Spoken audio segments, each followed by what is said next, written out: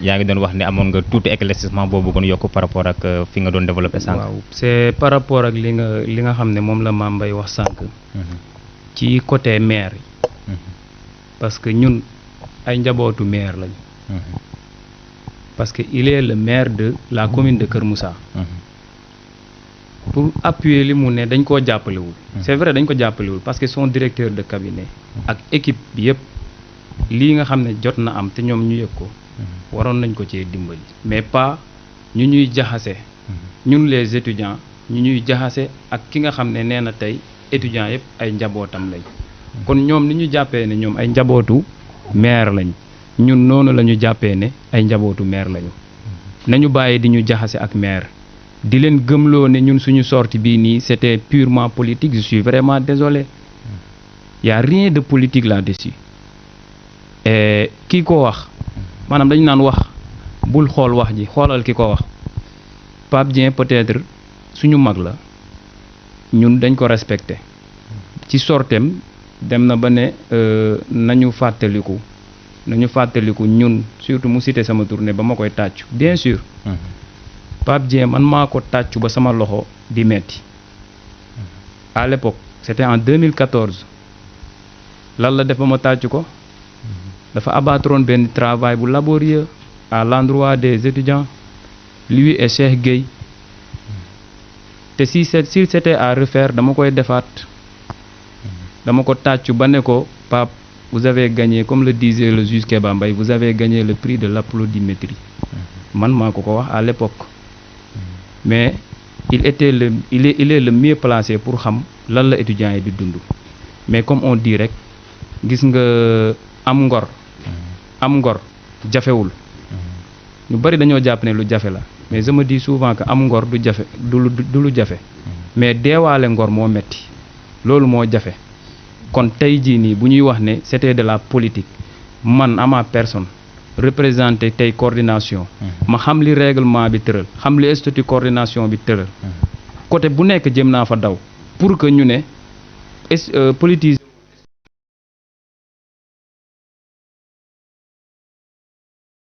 bi maintenant daañu ci ñëw am moom ci moom léegi comment régler ce problème là parce que débat bi c'est pour régler le problème te du maanaam du yokk ci xar mi karaw ni ñu koy waxee c'est pour résoudre un problème maintenant daañu ñëw tuuti ci ki nga xam ne mooy Mouhamed Mansour ñu am ci ay quelques simili pour mën a tijji li nga xam ne mooy serveur bi su ko defee gars yi seetaan mën a joxe seen xalaat Mansour wax nga ko sànq ci le domaine politique déposé woon ngeen recours ñu tontu leen ni li ngeen fi andi ci ay lay ni moom ngeen di sàkku pour ñu annuler peut-être vote bi wala certains bureaux de vote dafa insuffisant maanaam doyut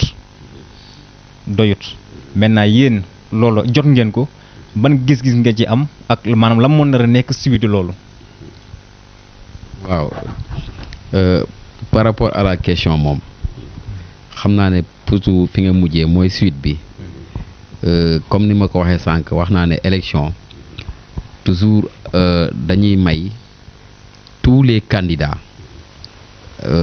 voie de recours yoo xam ne mën nañ ko utiliser pour li nga xam ne jàpp nañ ne ay irrégularité la wala li nga xam ne jàpp nañ ne ay fraude la ñu signaler ko comme dem nañu cour d'appel wax préciser yi joxe précision yi nga wax léegi ñun am nañu possibilité dem cour suprême foofu nañ naan fa mbaxane nekkee benn ñun bu neexee ñu dem ba cour suprême mais loolu waxtaanagun ci ñun la coalition Yewwi Askan Wi parce que d'ailleurs demee sax lañu am réunion d'évaluation suba dimanche bi ci réunion bi incha allah dinañu xool ban position la ñuy adapté par rapport ak li nga xam ne muy voie de droit maanaam yoon may nañ ñu ko pour ñu dem saisir cour suprême ñu yóbbu fa clamé bi loolu yoon nañu ko may mën nañ ko def te dinañ ci waxtaane suba lu ci tukkee rek incha allah yéen di ngeen ko yëg ñëpp dinañ yëg ne def nañu pourvoi fële ca cour suprême incha allah.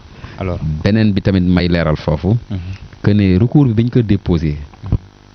parti politique yi nga coalition yi nga xam ne nekk nañ ci commune Kër Moussa participé woon ci élection yi ku ci nekk transmettre nañ la recours bi maanaam waa Benno Bokk Yaakaar bañ déposé recours ba waa cour d'appel greffier cour d'appel woo na leen ne leen kaa leen ngeen jël seen seen kii kaa leen jël recours bi nga xam ne coalition Yewwi Askan Wi moo ko déposé ñoom ñëpp mooy 6 partis politiques 6 coalitions yi demoon yëpp ku nekk jot nga suñu recours bi nga xam ne déposé dañ leen ko jox parce que ñoom ay parti lañu ci procès boobu waroon am ci procès bi amoon c'est-à-dire ñoom dañoo amoon droit bind liñ naan un mémoire c'est-à-dire ñu expliquer par rapport ak ñun li ñu wax ndax loolu dañ koy confirmer wala ñoom loolu yor duñ ko confirmer wala bu fekkee amaat nañ sax yeneen yu mel noonu te ñu nekk yeneen bureau de vote te ñun signalé wuñ ko ñoom ñu signalé ko mais malheureusement amul benn ci coalition yi participé woon élection yi locales yi Kër Moussa yëpp amul kenn koo xam ne déposé na mémoire te comme comme déposé woo mémoire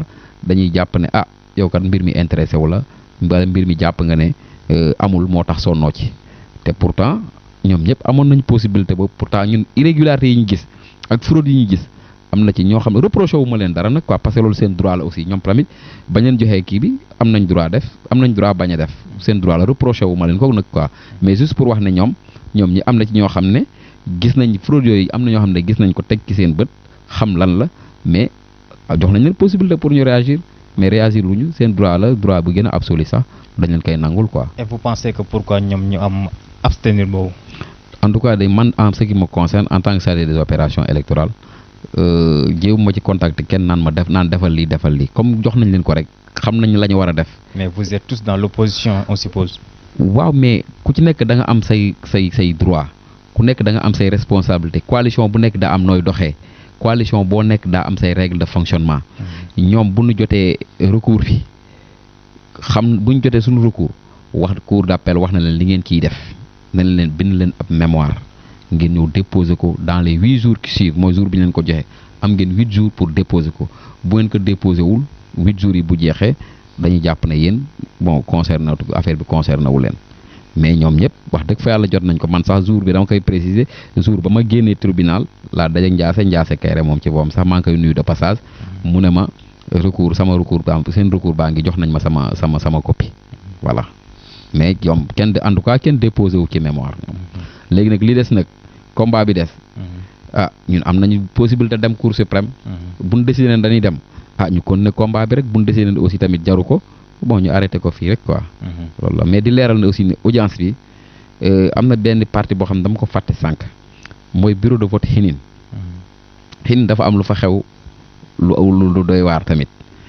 le nombre de votants d'abord ci bureau bi y a 541 inscrits ci bureau bi 541 ñoo fa inscrits 541 am 347 votants nombre de votants hors bureau 0 nombre de bulletins nuls 0 kon ñaata ñoo war a nekk ci kii bi nombre de suffrages valablement exprimé 347 maintenant 397 écart de 50 voix yoo xam ne bokkul ci ñi voté c'est-à-dire 550 ma répète 551 ñoo inscrit ci bureau de vote Xinin bi 551 347 ñoo voté 347 votants yooyu amul votant hors bureau amul bulletin nul kon donc 547 normalement war doon suffrage valablement exprimé léegi suffrage valablement exprimé ëpp le nombre de votants c'est-à-dire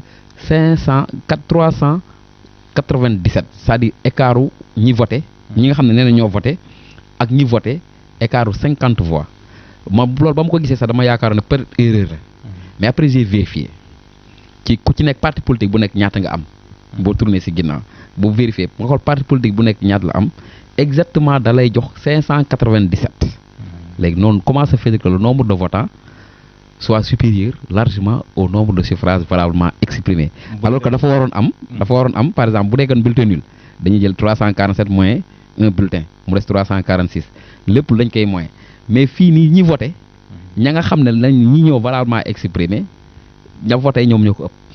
bu ñu la déggee Mansour dafa mel ni da nga bëgg wax ne dafa am ñu voté ci biir vote bi ci biir bureau bi alors que nekkuñ ci fichier bi. non c'est-à-dire du loolu li ma mën a wax foofu mooy. voté nañ ba pare ñu jël ay yeneen bulletin ba ñuy comptabiliser ñu comptabiliser ko. bon c'est ça. c'est-à-dire ña voté wuñu ci urne ba. voilà mais ba ñuy wàññi. xam nga li génn fii par rapport ak li nga ak bulletin yoo xam ne en tout cas xamu fan la jógee mais en tout cas voté wuñ ko ci biir. mais loolu mooy ay bulletins yoo xam ne nekkul ci fichier bi. voilà effectivement moo tax 147. 347 ñoo voté. suffrage valablement exprimé c'est-à-dire nombre de votants 347 c'est-à-dire ñii ñoo voté suffrage valablement exprimé normalement dañ ci waroon mooy bulletin de nul ak yooyu wala plus ci hors votant mais bulletin nul amul hors votant amul. bureau boobu ngay wax ni mujjewuñ ko annulé. bureau boobu mujjewuñ ko annulé. mooy bureau xinin bi mujjewuñ ko annulé te pourtant loolu preuve suffisante la pour ñu annuler ko. kon da nga jàpp ne li la cour d'appel wax ne insuffisance d'éléments de preuve moo am d'accord ci loolu. non d'accorduma ci loolu par rapport ak bulletin de vote par rapport ak bureau de vote yu mel noonu. bu xinin par exemple par exemple bu xinin bi d'accorduma ci loolu man fi ma xawee d'accord ak moom insuffisance de preuve. mooy fi nga xam ne ñoom dañuy preuve boobu pour mu am dañuy exiger kii constatation par voie d'huissier. mooy par exemple affichage bi ma doon wax. loolu nga xam dañ ko war a afficher. boobu noonu d'accord naa ci peut-être parce que ñun amuñu woon huissier bu ñuy constater le fait boobu. foofu d'accord naa ci insuffisance bi mais par rapport ak kaaw xinin bi ak yeneen yu mel noonu. ak beneen bi encore mooy kaaw landu. landu bureau de am nga landu ren la am deuxième bureau de vote. mais dañoo def à landu deuxième bureau de vote bi presque bëriwul ñoom bi ñu paree. isoloir bi lan déplacé. dem yóbbu ko bureau de vote numéro 1. te léegi pour ñu accélérer vote bi foofu. ce qui fait que xam nga le vote est secret. loolu day violer le secret du vote. parce que yow di nga dugg ci isoloir bi yéen keneen ngeen dugg yéen ngeen ku ci nekk di xool moromam lan lay voter loolu. loolu cause d'annulation de bureau de vote la. mooy kaaw landu. c'était pas par consensus ci représentant coalition yi. c'était pour accélérer peut-être beneen bureau bi. tey jii nii ji nga am na règle yoo xam ne bu amee. foofu consensus mënu fa am même bu ñëpp d'accordoon la règle daa mel ne tey jii nii sàcc bi nga xam ne ki nga xam dafa nangu ñu sàcc ko yow yaa accepté ñu sàcc la yaa ngi dee kooku noonu c'est pas le fait que mu accepté ñu sàcc ko sàcc bi dañ koy jàpp yóbbu ko tëj ko. du tax sàcc dagal du tax du sax effectivement loolu c'est pas parce que ñëpp dañ cee d'accord que ne rek que ne loolu la war a def déedéet règle yi lii la wax beneen exemple bi ma lay jox bu gën a leer pourtant affiche bi président bureau de vote yi ne vote bi prolongé nañ ko. représentant bureau de vote yi ñoo ci d'accord pourtant loolu jaar yoon c'est illégal bureau de vote boobu amuñu woon droit di ko déplacer isoloir bi di ko déplacer di ko yóbbu ci benn bureau de vote pour accélérer vote bi amuñu droit boobu ensuite ay 2 par 3 personnes di voter en même temps loolu day violer secret de vote bu ñu ko violer yaa ngi rappelé amoon na en 98 Iba Der Thiam ba mu attaqué woon mooy bi ñu defoon le caractère facultatif de l'isoloir ñu attaqué ko pour ñu dindi ko parce que day violer secret vote bi parce que ñoom dañoo dindi woon isoloir bi du am mu at ñoom Iba Der dem Sall si Iba Der yàlla na ko yàlla yéen ma xare ko àjjana attaqué loolu pour que loolu bañ loolu nag moo amaat cas de landu le fait que ñoom ñu andi isoloir boo xam ne beneen bureau de vote la nekk ñu dugal ko foofu ñëpp sëmbax loo di voté loolu je pense que ne irrégularité weesu. mais je pense que yow logique bi nga xam ne moom nga nekk bu ñu ko toppee maam comme li ma waxoon sànq jàpp naa ne bureau de vote yu bëri dinañ ko annuler parce que vote bi jàpp bu ñu fàttewul c'était double vote la woon nit ñi dañu doon voté ñaari yoon loolu moo waroon lenteur boobu am ba ay 18h19 bu mu jot fekk full desoon na ci ginnaaw loolu lañ jàpp ne peut-être moo waral bureau de vote yu bëri nga def transfert isoloir bi pour accélérer yenn bureau yoo xam ne moo gënoon. non xam nga moom. droit la jàng droit lay wax. il parle en tant que. oui droit lay wax. effectivement comprendre nañu aussi ne suñu mode d'élection maanaam suñu réalité yi. suñu réalité gox yi moo waral aspect boobu am. mode d'élection bi ñu amee sax dafa bari manquement yu bëree bëri daf ci am. ba nga xam ne dinañ jox semblant élection quand même. mais mode bi nga xam ne moom la ñu koy defee. yu mel ni yi muy wax yëpp dañ ko waroon a prévoir ba nga xam ne bu ñëwee du am benn gàllankoor. mais malheureusement façon yooyu yëpp gàllankoor yoo xam ne du am. te aussi bu ñu voté pare dinañ ko valider même si ce n'est pas jaarul yoon. donc comme droit la jàng moom droit rek la mën a wax. li nga xam ne moo jaarul yoon. ni lañ ko waroon a defee mais defewuñ ko ne nee lañ ko defee. te bu demee fële ñoom dootuñu xool nii lañ ko waroon a defee mais lu tax defewuñ ko ni. ñoom li ñuy xool mooy dañuy valider selon liñ leen ko andilee. nga xam naa foofu lay expliquer loolu. waaw foofu damay leeral ne ñoom. kaaye bu amee ñoom tribunal dañu am droit annuler bureau de vote yooyu ñoom. foofu parce que foofu noonu du ay insuffisance de preuve yow bureau boo xam ne gis nga chiffre yaa ngi nii leer nañ leer na lii surcharge la ña voté ñi suffrage valablement exprimé moo ëpp le nombre de votants loolu mënul nekk loolu automatiquement bureau de vote boobu dañ ko war a annuler kooku amul sax ma dem te ñëw. est-ce que ci mel noonu gis ngeen ne tribunal maanaam accenté wul ci loolu est-ce que mën nañu xaar Yewwi Askan Wi Kër Moussa ngeen continuer dem ci Cour suprême pour que aspect yu mel noonu mën a génn. waaw mais bien sûr parce que demu Cour suprême bi bon wax naa ko sànq du man maa koy décider. mais jàpp naa ne parce que Cour suprême ñoom boo xoolee dootuñu àtte les faits. Cour suprême ñoom du ñu ay juges de fait. ñoom ce sont des juges de droit. maanaam dañuy xool ndax cour d'appel. ndax respecté nañu droit bi wala respecté wuñ ko. ñoom loolu ka leen intéressé. quant à fait yeeg yu amoon ak yooyu yëpp ñoom seen yoon new ci. ñoom dañuy xool ndax fee ñu présenté cour d'appel. ndax appliqué nañu règle de droit wala appliqué wuñ ko. loolu waral nag dem cour suprême intéressant mais nag wax naa ko sànq. donc possibilité la mën nañ ko xaar. waaw mais bien sûr parce que waxtaan la ñun ñëpp dañ ciy waxtaan dina am ñoo xam dañ naan dañuy dem continuer combat bi am ñoo yow keroog yaa ngi fa woon tribunal am na ñu ne dañu continuer combat bi am na ñoo xam ne voilà de toute façon waxtaan la suba am nañu réunion danañ ci waxtaan décision buñ ci mën a jël aussi di ngeen ko xam quoi. alors merci beaucoup en tant que juge yow ni nga ko xamee ba pare nekk acteur li ngay wax lu ci bëri ay preuve yu bëri nga am ko yow temps cible ni nga koy waxee nii lan nga jàpp ngeen topp ko wala ngeen bàyyi noonu mu sedd. voilà non man moom sama avis yaakaar naa ne bon amul solo trop par rapport ak la suite parce que man fi ma nekk dañ ma fay teg muy chargé des opérations électorales yaakaar naa ñooñu ma ëpp kàddu téeméeri junni yoon par rapport ak li nga xam ne mooy suite bi nga xam man bu même bu fekkee sama avis ñu continuer la te décision mbooloo mi jàpp na dañoo war a arrêté bon dañuy arrêté dama ciy ànd ak yoon dama ciy ànd ak ñoom. amatu man dara lu ma ci lépp lu nit mbooloo mi décidé rek ñun Yewwi Askan Wi on est dañuy agir en démocrate bu ñëpp ne lii la même boo ci d'accordul woon sax doo fa tëb di génn naan d'accorduma ci woon d'accordu ci man da nga ciy ànd mu jeex tak voilà. maam bu fekkente ne baax na peut-être que mën nañu permettre gars yi ñu dugg entre temps ñu comme ni ñu ko daan defee rek ñoo fàttali ñi nga xam ne ñoo ne ci biti te mën a bokk ci émission bi. ni ma koy waxee toujours deuxième partie bi mooy yéen ñi nga xam ne yéen a nekk ci biti di ànd ak ñun ci émission bi di Ëttu Maam nga xam ne bu ñu agsee ci heure bi dañ daan ubbi ligne bi su ko defee yéen it ngeen dugg mën a joxe seen participation def seen contribution ci seen xalaat li nga xam ne moom am ngeen ko ci par rapport ak li nga xam ne moo ñu fi dajal woon tey gis nga ko liñ fi jot a waxtaane je pense que yéen ñëpp teewlu ngeen ko jot ngeen ci am ay idée wala am ngeen ci ay xalaat wala am ngeen ci ay dégg-dégg mais mun ngeen a jaar ci 76 275 11 48 su ngeen ci jaaree rek da ngeen ñuy mën a jot su ko defee ñu bokk ci waxtaan sottante ci ay xalaat niñ koy waxee souvent ndax ñun ci suñu tolluwaay fa ñu xam la ñuy waxee ak la nga xam ne moom la ñu ci gis mais yéen ñi ci biti aussi am ngeen ci wàll mën ci joxe seen xalaat di mottali émission bi ndax niñ koy waxee ñun ñu fi teew daanaka benn partie lañu mais deuxième partie bi mooy yéen kon ñu ngi leen di xaar ci 76 275 11 48 su ngeen fa jaaree même defe naa bu dee WhatsApp bi sax même foofu ngeen di jaaree ba tey mën ni jot ci Palor TV ñu ngi nekk fii ci Mbul nekk seen émission bii di Ëttu Maam kon su ko defee ku nekk ci ligne bi rek mën nañ la jël. en attendant ñu wéyal waxtaan bi. voilà merci beaucoup muy noonu ñu xaarandi gars yi ku ñëw rek ñu jël ko.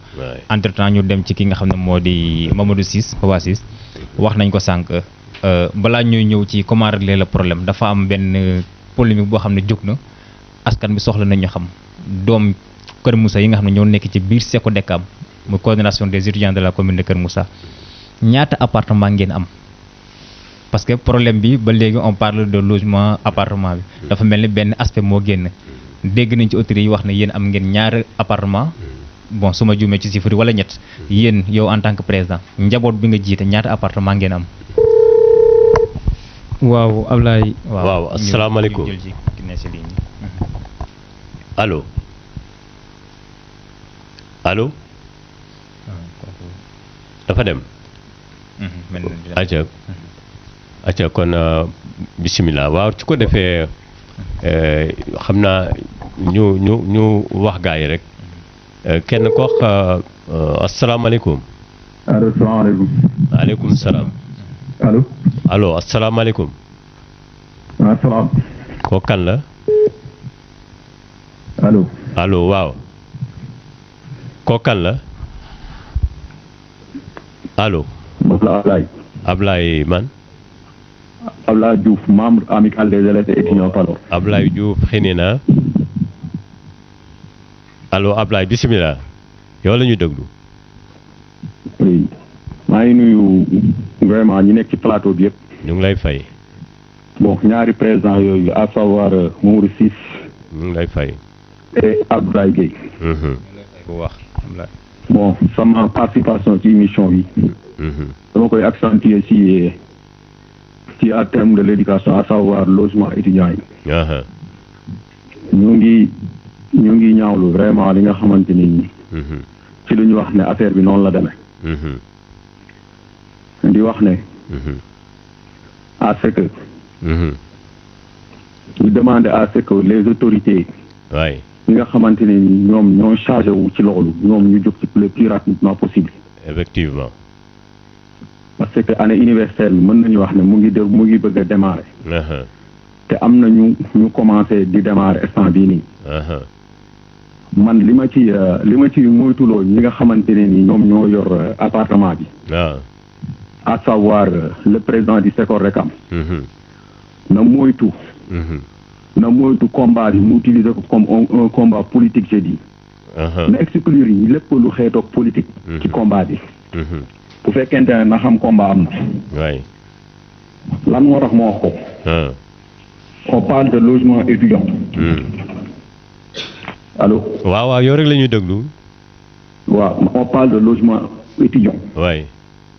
donc nous tous nous savons que les amicales ce sont apolitiques. waaw bu gaawee rek mu baax parce que am na ñu ne ci yoon bi loolu moo war a tax nag. ñoom ñu dem table de négociation. su ma nee table de négociation entre le bailleur. comment dire la SECORDECAM. et la mairie. parce que moment bi nga xamante ne étudiant bi moom dafa war a jàngi warul nekk di dem di gëstu ji affaire u nekk dafa war a am ku ko koy saytul spécial. donc mérite bi mooy. mairie na waxat waa SECORDECAM à ce que contrat bi ndax dañ koy résilier ou bien. jërëjëf Ablaye ñoom dañuy renouveler contrat.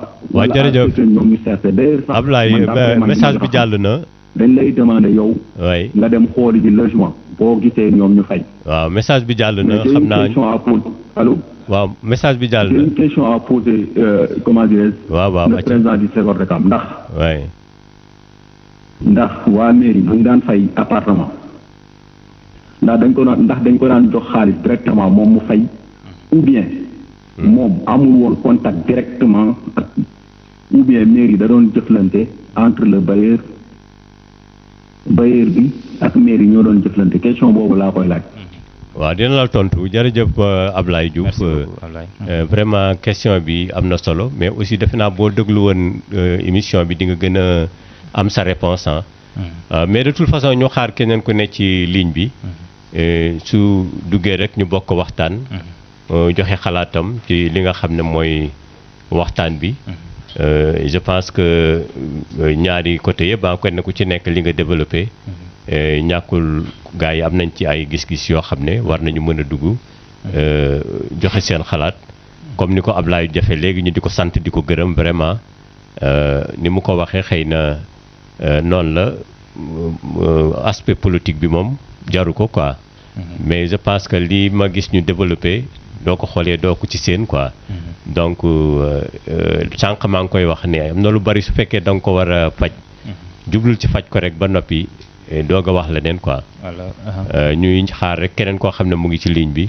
waaw su fekkee kii wut ñu bàyyi papa mu développé papa moom it mu développé appartement yi nga xam ne moom la ñu am waaw pour ñëwaat rapidement ci question bi nga xam ne moom nga posé d'abord lu may tàmbalee mooy nañu bàyyi di wax ni paiement wu appartement yi d'abord ce n'est pas une obligation pour la mairie parce que tey ñoom dañuy ndamoo ci seen discours yëpp éducation te tey bu fekkee ne dañoo woote ne ñun seeni njaboot lañ yaakaar naa ab kilifa wala ab papa du taxaw di glorifier parce que jox na doomam dépense wala dundal na njabootam di ci kontaan ba di ci vanté wu bu fekkee c'est vrai que ñun ci ay njabootam lañu.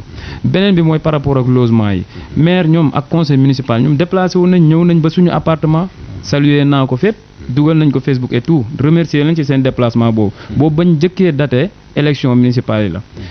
ñu ne ñu dinañ réagir parce que vous êtes dans l'impératif d'avoir un autre appartement pour andi élément de réponse par rapport ak appartement boobu noonu ñoom dañ ko méttitlu bañ ñu gisee conditions yi ñuy dund je réitère mes propos benn appartement moom la ñu am. allo Alassane allo voilà bu demee rek. allo. benn appartement moom la ñu am ca Grand Dakar léegi nag turu appartement bi xëy na yóbbaale na leen distinction bi ñu bëgg a def c'est important ñu leeral loolu parce que Dakar boo nee benn néeg benn salle de bain benn salon loolu jàppee nañ ko appartement mais pour dire vrai appartement bi tax ñuy wax ñaari appartement c'est composé de 4 chambres chambre bu nekk am na 4 voire 5 lits superposés néeg bu nekk mu ngi jël plus de 20 étudiants ñoo ko gis li may wax du dee ay du invention. allo salaamaaleykum allo. waaw kon li may wax du loo xam ne dañ ko inventé ñoom ñëw nañ ñoom ñu teg ci bët ba meer ne ñii il faut que ñu réagir parce que seen situation dafa demander à ce que ñu am benn réaction ñu wutal leen beneen appartement mais imaginez vu situation pandémique bi ñu nekk nii comment ngeen mën a jëlee une commune de 36 villages mu am benn appartement ñeenti néeg bu nekk di abriter plus de 20 étudiants calcul bi mën ngeen ko def néeg bu nekk 4 lits superposés mooy lits militaires yooyu noonu 2 ci kaw 2 ci suuf loolu boo ci amee 4 du 16 ak ci suuf dañ koy lal c'est des conditions yoo xam ne bëgguma sax suñuy parents yi xam ko li ñuy daj. C'est important. parce que ñoom à chaque fois ñu ngi naan seen doom yi ñu ngi dans de très bonnes conditions. je suis désolé ma koy wax ci télé nii. mais lii la ñuy dund man dund naa ko ba génn fa samay wayjur mosuñu ko xam. heure bu ma daan ñëw dama leen koy nëbb ñu sommes dans de très bonnes conditions. ci biir xëy na xat-xat am na mais xat-xat bi. ci nombre rek la. asalaamaaleykum asalaamaaleykum allo. dem na en tout cas tey moom dañ remarqué benn problème réseau bu am. peut-être loolu dina ci jouer quoi. ok demal Mohamed. donc xat-xat bi. xëy na ci nombre na. c'est vrai. aleykum salaam. asalaamaaleykum. aleykum salaam. ziar naa leen. ñu ngi lay delloo ziar. kooka na Alsan. waaw kër gi maa ngi leen ci jàmm man la Omar 6 kilomètre 50. Omar 6 waaye Omar na nga def. maa ngi sant yàlla bu baax a baax. ana sa papa Moussa. waa man day damay rafetlu kaddu yi jib foofu te muy seen invitation yi muy Mamadou Ciss ak Mansour Ciss. Mamadou Ciss man damay wax ne. waay. leeral bi mu leeral foofu tey dafa am solo. effectivement. parce que am na ñoo xamante ne tey jii jàpp nañ ne peut-être que liñ doon def fële ca Kër Moussa affaire politique la wala affaire nangam ak nangam par loola. donte sama rakk la man damay jàpp ne du ko ngeen invité ci plateau bi. muy dafay am solo. effectivement. waaw parce que am na ñoo xamante ne tey jii ñu ngi génne information yoo xamante ne wax nañ ko ba pare te xamuñu ko comme toog na ci plateau bi nag leeral taat yi man dama koy sant wax dëgg fa yàlla te liñ ko dénk tamit yàlla ko yàlla gën a dëgëral. amiin yaa rabbi. ñi koy wax ne yenn la boo xamante ne tey jii ñii dañuy nangu ñii duñu nangu. effectivement.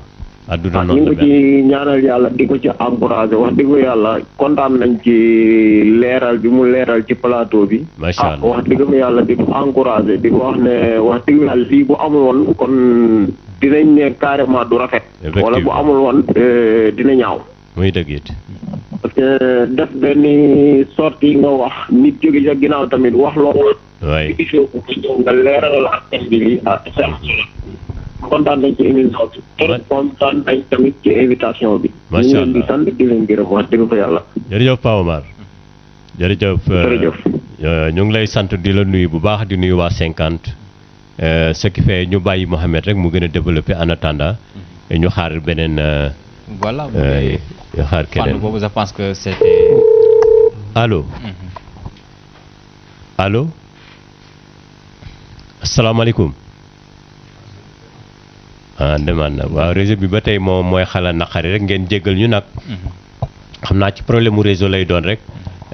waaye suñu sañoon képp koo xam ne yëglu nga rek nga daal di agsi su ko defee ñu mën a yaatal waxtaan bi comme ni ko Ablaye defee ak Pape Omar léegi allo. allo. salaamaaleykum. waaleykum salaam. ku baax na nga def. sant yàlla bu baax. yow la kan. yëkkati baat bi tuuti rek. dama bëggoon participer ci émission bi. waaw bisimilah yëkkatil baat bi tuuti rek dégg bi gën a neex quoi. ok. yow la kan. man dama bëggoon participer ci émission bi. ma ne yow la kan. tur bi moom dama koy lekk. waaw acca bisimilah. boo mënoo yëkkati voix bi rek su ko defee ñu gën laa dégg rek. voix bi daal bu jógee rek mu baax. voilà. C'est concernant étudiant bi. oui. C'est un problème de logement au niveau de Dakar. oui. C'est un problème qui ne date pas d'aujourd'hui. Problème bi. man ci agence laay liggéey. ci agence ba ngay liggéey. agence bi laay liggéey. agence yi waaw. donc problème bi bu mu commencé A ba Z. j'espère que je suis le mieux placé pour mën a wax ci. problème boobu. effectivement. allo. waaw ñu ngi lay dégg yow rek la ñuy déglu. soo xalee gaaw rek day baax ndax wàllu téléphone la quoi. dem na. oui. ci agence bi la nekk xam naa suñ ko mënoon amaat. parce que selon li mu waxee dafa mel ni. waaw ci biir agence bi la nekk. ñu ngi lay ñaan waaye soo mënee duggaat yow ku mel ni yow. soo mënee duggaat dana baax lool. allo. allo. asalaamaaleykum. bu baax naa def. fayal baal ñu rek nga wàññi télé bi bu baax a baax. télé bi rek. wala nga sori ko. allo. dem na. waaw. xam naa kooku daal moom bu ñu ko mënoon am. ki lekk turam ci daal agence bi la nekk. waaw moom bu ñu ko mënoon am dana baax. ce qui fait moom it mu apporter ay éclaircissement. dana ci baax trop quoi. xam naa waaw waa serveur bu ñu ko mënee rappeler. waaw voilà peut-être que présentation bi aussi dina ci am solo. ñu xam exactement c'est qui ak ban responsabilité la am. effectivement. allo. allo. waaw. oui allo. salaamaaleykum. waaleykum salaam. yaa leboon tur wi sànq non. yaa leboon tur wi sànq. ma. waaw yaa ngi en direct ci émission bi. yaa woote léegi n'est-ce pas. ok voilà d'accord. acca bisimilah man ci agence bi laay liggéey. bisimilah. donc xam naa dossier bi mu ko xam ko ci man maa la gën a. parce que ñoom seen problème bi ça ne date pas d'aujourd'hui c'est depuis 2019. À l'époque c'était au nom de Samba Gueye Dieng moo nekkoon le président contrat bi ci turam la nekkoon. bu mu wàccee par la suite Mamadou Sy jël ren bi. ci change du contrat bi def ko ci turam. bi ñu commencé ak ñoom bi il n'a jamais été de litige. woon am suñu diggante. agence bi n'a pas signé un contrat avec une structure. avec. ba ñuy laajte ay litige yu demee noonu. nga ne agence bi signé wul contrat ak structure. amul benn structure bu ñu signé contrat. signé wul contrat ak benn structure.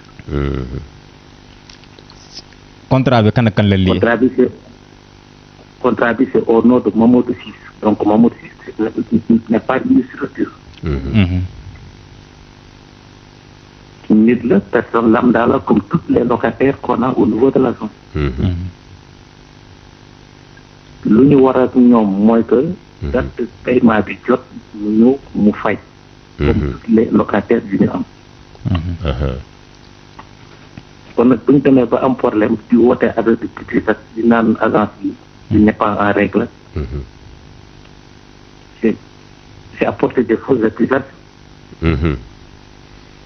peut-être di ngeen xamoo leen agence bi mais une agence qui gère plus de 450 maisons au niveau de Dakar. pourtant Mamadou a bien dit ça. di exercer dans liberté. dans ce qui n'est pas légal. mënu nekk. effectivement. la preuve bu ñu laajee quitus bi on a tout fait pour indi leen quitus. et nous n'étions pas forcés de leur apporter un quitus. mais alors selon information yi ñu am quitus bi ngeen andi c'est année antérieure la alors que année en cours bi ngeen war a andi quitusam. allo li ngeen wax dafa day dàgg. waaw ma ne selon information bi ñu am yéen quitus bi ngeen andi. quitus bi ngeen andi année antérieure maanaam année 2020 la wala 2021 alors que bu année en cours yi ngeen waroon andi. kon selon les informations bi ngeen jot. quitus bi ngeen andi quitus bi. waaw. alors quitus bi nga xam ne moom ngeen jox waa mairie. la date ça date de 2021 wala 2020. alors que problème bi année bi mu nekk maanaam quitus bi war na am 1 an de plus. c'est-à-dire bu fekkee ne bële 2020 la woon quitus 2021 ngeen waroon andi. voilà loolu est-ce que mën nga ci andi leeral. voilà xam nga quitus. quitus il faut nga laajte ko il faut yow mi agence yow jaay dama nga laajte ko pour ñu indil la ko ñu délivrer la benn quitus. loolu benn la. bu question li ngay jot chaque année. tant que demandé woo ko doo ko jot.